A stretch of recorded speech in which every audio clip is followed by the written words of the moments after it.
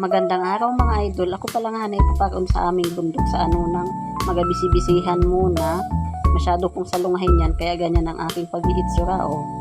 Pagdating ko pala nga ni Tini ay naabutan ko si Bianan na nagapakain na rin aming mga bulaw ay bali po paalaga namin yan sa kanila kaya yung kalahati niyang bulaw na yan ay sa amin. Binaba ko lang pala nga ni dyan yung aking dala at ako'y nagkuha ng mga kahoy-kahoy dyan sa mga gilid-gilid ay at wala amin lang baya ng mga kakahoy-kahoy palibhasay wala nang nakatira dyan sa bahay na yan. Nagatong pala nga ni muna ako dyan para mamaya ay asalang na lang natin yung ating alutuin. Pasensya na ninyo kung butas yung aming bubong at talagang yan ay ipagpapalit na. Namayabas pala nga ni muna ako dyan, palibhasa ay duro ang bunga ng bayabas ngayon. Mamimili ka lang kung ano ang gusto mo, kung yung hinog, maruba lang, hilaw o kung ano man. Tinikman ko pala nga ni yung isang bayabas at masyado na pala nga ning overripe. Makikita nyo naman. Tapos yung isa naman, sobrang tigas, halos matanggal ang aking pustiso, tapos sobrang asim pa.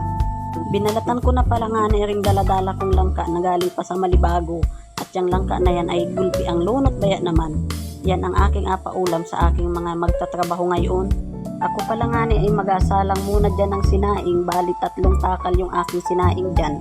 Gawa na yung aking mga magtatrabaho ay 6 baga o 5. Syempre ahugasan muna natin yun bago salang. Kadalasan naman nating inagawa yan. Hugas-hugas bago salang. Nalang ko na pala nga yan kahit medyo maaga pa gawa nung isang tungkulaan yung gamit namin. Tapos pagtapos nun, tinadtad kinari-kari ko na rin langka na aking binalatan at yan ay masyadong makumpuni talaga ay kailangan mo talaga ng oras dyan. At pagkatapos nga ay ayan, sinalang ko na sa isang malaking kaldero. Nakaabot pala nga ako din sa inakaingin tatay sa paghanap ng nyug.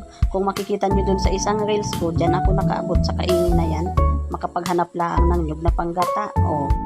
Mag-aalas 11:30 na pala nga nang ako'y makapaghain dyan. Nagprito pala nga ako ng tuyo para mas masarap ang kainan.